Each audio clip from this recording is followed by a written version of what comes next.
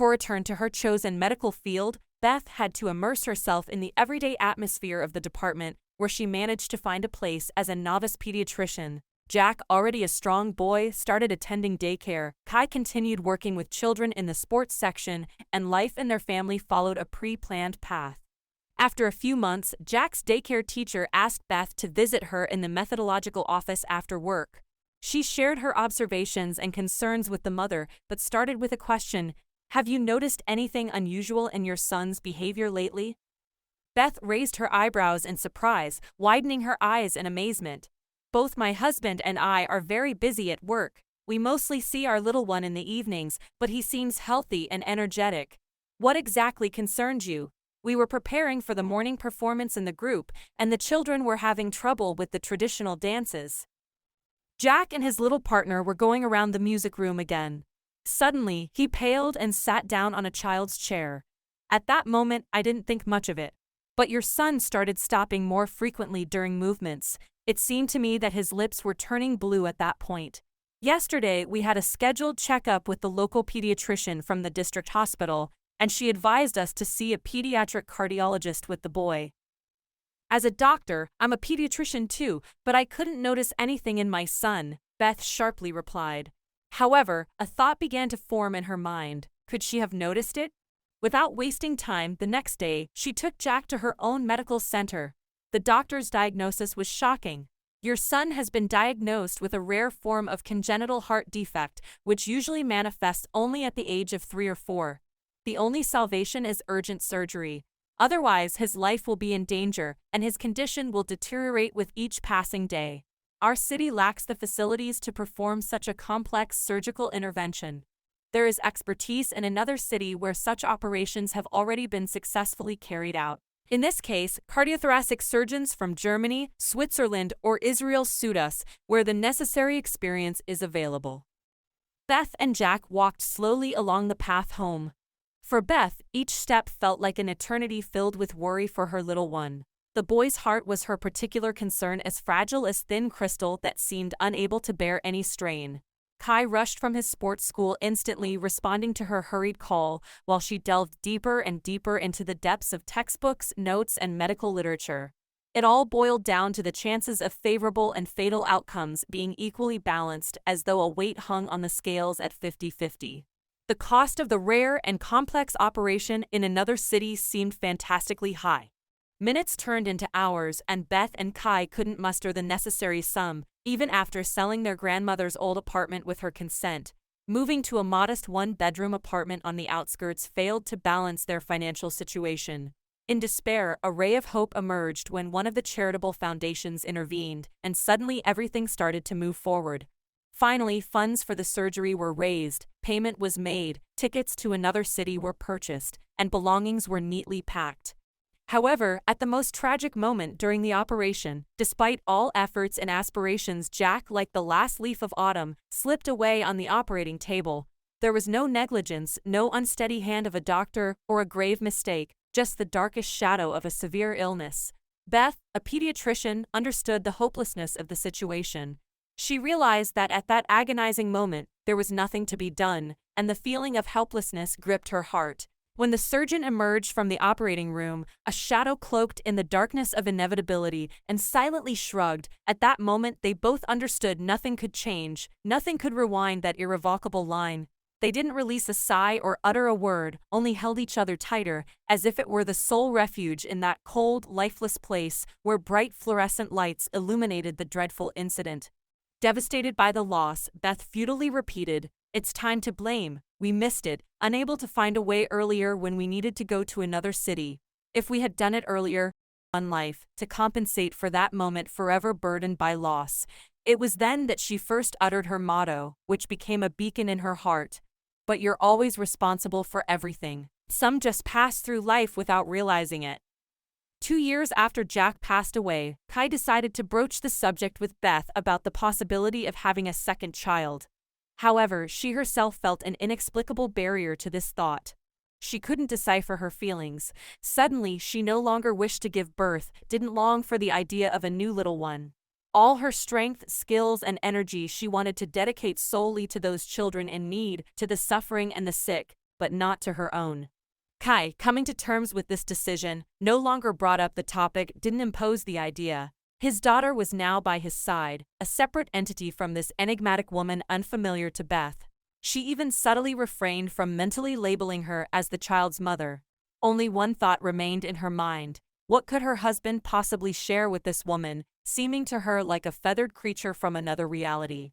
Recalling that June day when Kai walked through the local park, Beth couldn't have imagined that he would encounter a mysterious girl sitting on a bench with gray-green eyes. She left a peculiar impression on him, whispering something to herself fervently, twirling a strand of hair around her finger, eating a sandwich, and sipping from a plastic bottle, flipping through pages all at once, with no chaos in her movements. Kai stood frozen in place as if in a trance. He simply fell in love at first sight. When they finally met, he was a bit flustered and uttered the first words that came to mind. But the girl didn't expect that he would pick up on her suggestion and invite her for ice cream the next day at a cafe. In every love story, there are two actors whose memories of love may resemble two similar but still different tales. Kai and Beth realized they loved each other and strived to be together. They shared intimate moments, were friends, perhaps dreamt of the future, and then together raised Jack. Everything progressed smoothly and harmoniously until tragedy struck, unprecedented and overwhelming. Their son departed this world, leaving them alone. The parents endured the loss of their child, a situation blatantly contradictory to the usual laws of nature. Kai passionately desired another child, but Beth closed this topic, perhaps forever. She felt she couldn't bear another loss, that even the thought of a new little one caused her unbearable pain and distress. In his sports academy, Kai tirelessly trained his proteges, preparing them for upcoming competitions. Two of his students initially achieved victory, winning silver and gold at the city championships, and later showcased their talents at the regional level, breaking through to the national stage. Invitations for competitions nationwide poured in for them, and the head coach hinted that their participation in the upcoming National Cup Championship wasn't out of the question. Beth hardly paid attention to her husband's endless business trips and journeys. She was certain that Kai wouldn't seek adventures elsewhere, and they remained the closest allies who loss had not spared. Each of them tried to cope differently with memories of loss, finding their own ways to survive in this world affected by pain and sorrow. A trip to the picturesque resort city, where preparations for the Olympic Games were underway, promised to be extraordinary. While the city actively prepared for the global sports event, the coach and his team spent time in Krasnaya Polyana, exploring new places that would be showcased to foreign guests during the competitions.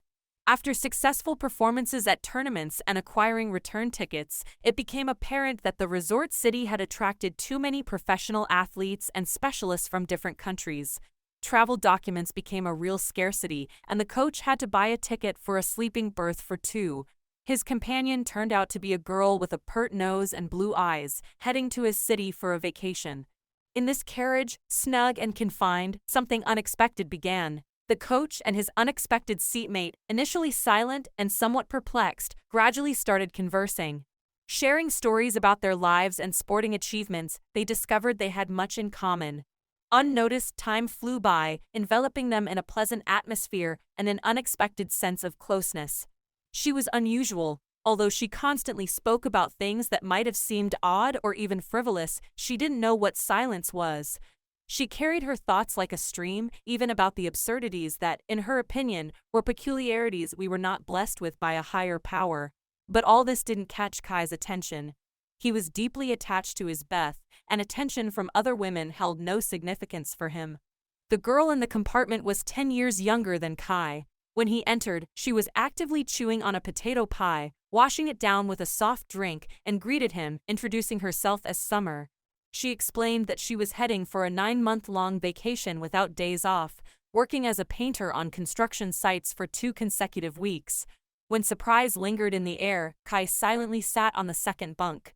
The train smoothly set off, and after some time, his guys barged into the compartment, teasing the coach in their usual style. Summer didn't engage in flirting with them or try to flirt. Instead, she treated them to pies, grabbed a sandwich, and took a short tour for coffee. Later, they talked about various topics, but the conversation didn't click, and eventually, they decided to just go to sleep. Kai flipped through newspapers while Summer rustled the pages of a detective novel. Both lay on their sides, backs to each other, pretending to sleep. After some time, Kai dozed off and suddenly woke up from a pleasant touch of hands gently stroking his shoulders. "Don't be afraid, brave coach," she whispered. Kai became alarmed, abruptly sat up, turned to her, and hastily said that he was married and had no intention of breaking his commitments. Yet something inside him shifted, and Summer noticed the change in his mood. And then it happened just like that. The next morning, there was almost complete silence between them. Kai declined the offered coffee, and even the usually bold Summer didn't dare to look at him, as if feeling shame or embarrassment. After the trip, crossing the platform in different directions, they parted ways. Kai was left with strange feelings from that night, and surprisingly, he didn't even consider what happened with his fellow passenger as infidelity to his wife. And suddenly, in this unexpected moment, Kai was interrupted by an unexpected call from the lower hall security, bringing extraordinary news about the search for his companion. Descending, he was stunned to discover Summer's sudden appearance off the train. Her invitation to approach her left him dumbfounded, and through clenched teeth, she whispered something shocking. She was pregnant and needed money for an abortion. Kai couldn't believe his ears. He found himself facing the possibility of becoming a father again. It was something thrillingly unusual, forcing him to pull Summer aside to discuss this complicated situation. He expressed his willingness for her to have the baby, and he would support them but not as her husband. Discussions about details took place, and they decided Kai would provide financial support to Summer upon her request, adhering to the discussed terms. After further discussions, they agreed to postpone the decision about the baby's future until after her birth. Summer took responsibility for her health during pregnancy, striving to maintain a healthy lifestyle. The news that the baby would be a girl reached them after another ultrasound examination. Suddenly, Summer felt a strange sense of determination. She didn't want to stay with this guy. But regarding the girl about to enter the world, she had to seriously consider whether to keep the child herself or give this guy, who had become her baby's dad, a gift. However, the method of resolution was no longer as important. Kai stared at her, pondering, how did I end up feeling so helpless after spending several hours on the train with this woman? He was constantly preparing to talk to Beth, wanting to tell her the whole truth, confess, but he lacked the courage and postponed explanations for the future. He decided that the girl should come into the world first, and then he would certainly confess to his beloved woman. Aurora was born healthy and without any complications, coming into the world quickly and easily. 5 days later, Kai arrived to take Summer from the maternity hospital. Vibrant and energetic, little Aurora surprised her caring mother. It seemed as if an unexpected maternal tenderness had awakened in her. However, the realization that mom and dad didn't live together, that their family was non-traditional, became a burden on their shoulders. 3 months after their daughter's birth, Kai proposed to Summer to formalize legal adoption papers, transferring custody and care of the baby to him, allowing her to be relieved of her responsibilities. However, Summer's refusal turned out to be unexpectedly sharp, and she insisted that he shouldn't tell anything to his wife. "Otherwise, I will do everything in my power to tear him away from Aurora," she threatened. Initially, Kai hesitated and contemplated the possibility of involving lawyers to protect his rights to adopt his daughter. However, he decided to observe how Summer took care of the girl. He noticed that despite the financial support he offered, she showed no interest in the idea of providing for Aurora financially. Time passed, and Kai got used to visiting his second home, where he was greeted by the joyful squeals of little Aurora. They spent time together, went for walks, had dinners, creating an illusion of a real family. Beth was consumed by work to fanaticism, ignoring her husband's absence. However, when they were together at home, she changed, almost returning to her former self, showing kindness and attention. Once exhausted from sleepless nights, the paramedics stopped near the Children's City Hospital. Doctors reassured everyone, assuring that the girl's life was not in danger. Kai stayed with his daughter, while Beth had to return to work. Late in the evening, he decided to tell her the truth about the events that happened long ago on the train.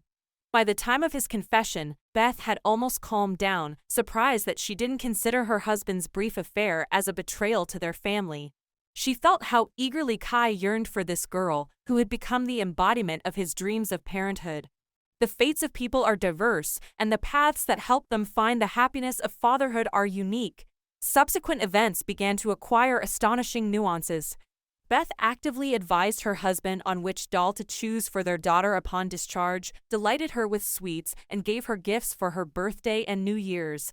Once Kai asked her why Aurora's mother had such an unusual appearance. Kai explained that such radical changes in Sammer's appearance had happened recently, and neither he nor Sammer had anticipated what the behavior of Aurora's mother would lead to pink dreadlocks in her hair and eccentricity. The story of Sammer unfolded in a much more intricate manner, whose heart was captured by the magic of a new painter in their labor brigade. He portrayed himself as a free wanderer and artist, tirelessly engaged in creating her portrait on the wall during breaks from work. His artistry lay in finishing his creative idea, covering his work with a monochromatic layer, as if hiding his feelings beneath a layer of colorful paint.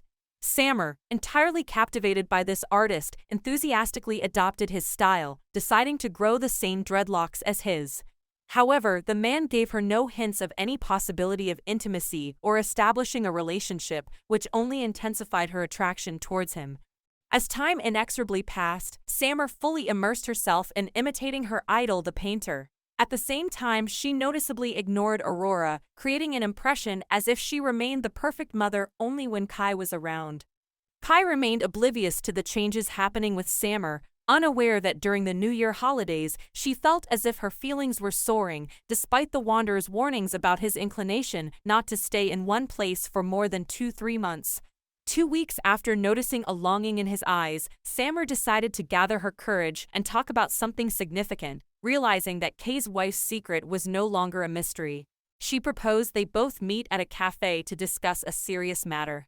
At the cafe, Sammer ordered coffee and sweet treats for the entire company, hoping it would soften the sharpness of the topics to be discussed. However, at that moment she felt as if she met the man she had dreamed of her entire life. Everyone around spoke of such love as the willingness to go to the ends of the earth for it. She began to contemplate her relationship with her daughter. The desire to organize her personal life prompted her to suggest to Kai to formalize the documents so that he could take on the upbringing of their daughter while she decided to leave. This proposal shook Beth. She didn't object to the idea of Kai's daughter living with them. However, as a mother, she couldn't even think of giving up her own child.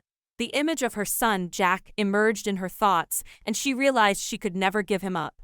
While Beth and Kai discussed the documents, Sammer prepared to welcome Aurora into her family. They promptly and persistently processed all the necessary adoption documents, overcoming bureaucratic obstacles. Thus, Kai and Beth finally adopted Aurora. For the little girl, it was a truly joyful event because she felt happy being with her father after her mother left. Finding it easy to bond with Beth, she quickly adapted to the new family environment, and soon their cozy apartment echoed with cheerful voices. Aurora became an indispensable helper for her dad in household chores and also bonded well, enjoying her time with Aunt Beth. They happily spent time in the kitchen, often gathering for a cup of tea. However, fate decided to test them once again. During a call to their home when another team was supposed to arrive at the station, an unfortunate incident occurred. A nurse about to meet the arrivals carelessly slipped on the porch and fell.